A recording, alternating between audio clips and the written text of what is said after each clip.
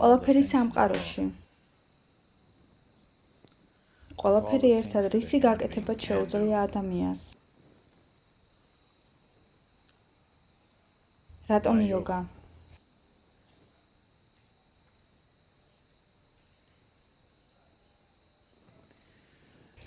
რეალურად ყველაფერი, რასაც ადამიანები აკეთებენ, არის იმის გამოხატულება. თუ ვინ არიან ისინი? ვიღაცა სიმღერას მღერის, ვიღაცა ცეკვავს, ვიღაცა წიგნს წერს, ვიღაცა სურათს ხატავს. რასაც ვაკეთებთ, გამოხატავს იმას, თუ ვინ ვართ. შეიძლება ამას აკეთებდეთ გაცნობიერებულად ან გაუცნობიერებლად, მაგრამ მაინც ყველაფერი, რასაც ამბობ, რასაც აკეთებ, ყველაფერი, რაც გამოდის შენგან, არის ძირითადად იმის გამოხატულება, თუ ვინ ხარ შენ.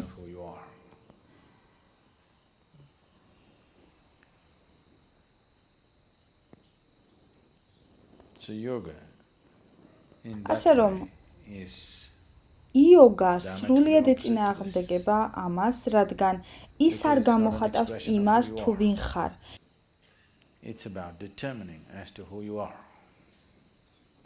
ეს ეხება იმის განსაზღვრას, თუ ვინ გინდა რომ იყო. ფუნდამენტურად იცვლება შენი არსებობა. დღეს არსებობს მნიშვნელოვანი სამედიცინო და სამეცნიერო მტკიცებულებები, რომლებიც აჩვენებს, რომ აქტივობის საფუძვლები, ქიმია და გენეტიკური შინაარსიც კი შეიძლება შეიცვალოს სხვადასხვა იოგის სისტემების გამოყენებით.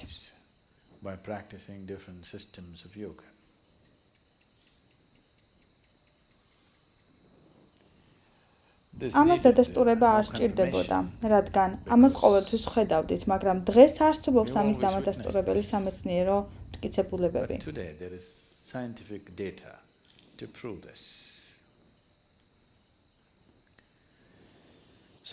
ასე რომ ეს არ წარმოადგენს იმას, თუ ვინ ხარ შენ.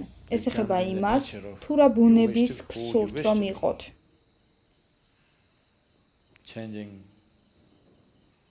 იმპულსისეული ინგრედიენტების შეცვლა, რაც ქმნის შენს მყოფადობას. ასე რომ იოგა როგორც სისტემა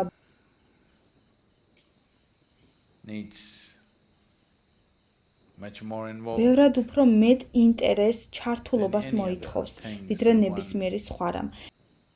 დანარჩენი, რასაც ჩვენ ვაკეთებთ, უბრალოდ გამოხატავს იმას, თუ ვინ ვართ ჩვენ.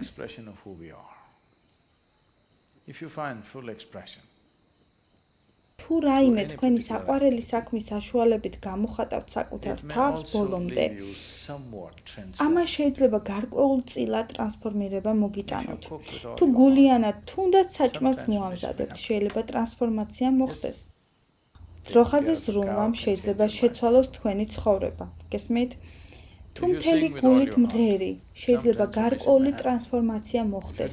თუ მთელი გულით ცეკვავთ, შეიძლება გარკვეული ტრანსფორმაცია მოხდეს, მაგრამ ეს მხოლოდ გარკვეული გავლენაა, რომელიც ხდება გარკვეულ საქმიანობაში აბსოლუტური მონაწილეობის გამო.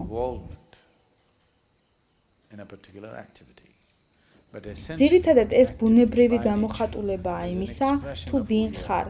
მაგრამ ეს არ განსაზღვრავს იმას, თუ ბუნებით ვინ ხარ.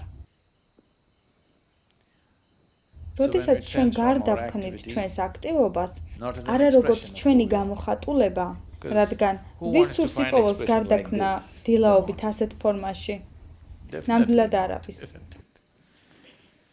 ასე რომ ეს არის გამოხატულება, ეს არის მეთოდი, ეს არის საშუალება, ეს არის ტექნოლოგია, რომლითაც შეგიძლია შეცვალო ფორმა შენი არსებობის. ზუსტად ასე, ნებისმიერ შემთხვევაშიც ასე. თქვენ შეგიძლიათ შეცვალოთ ის, რაც ხართ რეალურად ახლა. ამის ტრანსფორმაცია შესაძლებელია. იმიტომ რომ ის, ვინც ახლა ხარ, როგორც პიროვნება არის ყველაფრის ერთობლიობა. გენეტიკური მასალა, წინაკარმული გამოცდილებები, რომლებსაც ატარებთ და ასე შემდეგ. ამ ყველაფრის მიხედვით აირჩიეთ, თუ ვის მუცელში უნდა ჩასახულიყავი. ამიტომ გენეტიკური მასალა და დაბადების მომენტიდან რა შთაბეჭდილებებით შეგხვდათ სხვადასხვა გამოცდილებების სახით, სიტუაციები, აზრები, ემოციები, ურთიერთობები, საზოგადოება,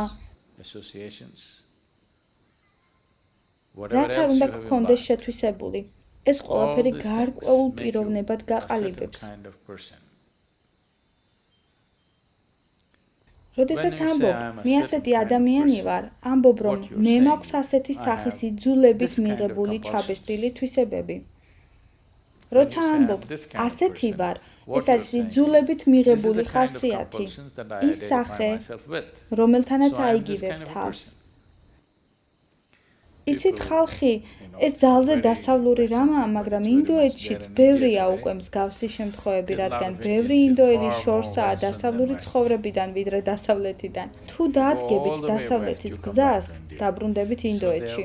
ასე რომ ისინი უფრო დასავლელები არიან დღესდღეობით ვიდრე დასავლეთის მკვიდრნი.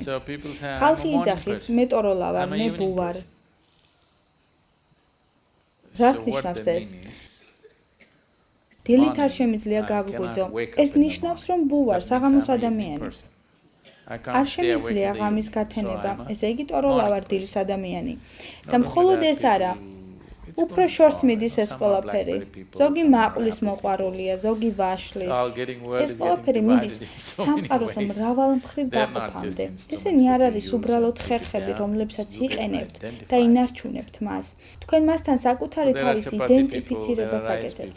ასე რომ არსებობს ლავაშის ხალხი, ბრინჯის ხალხი, ბლინის ხალხი, უსაქმური ხალხი, ყველანაირი ხალხი.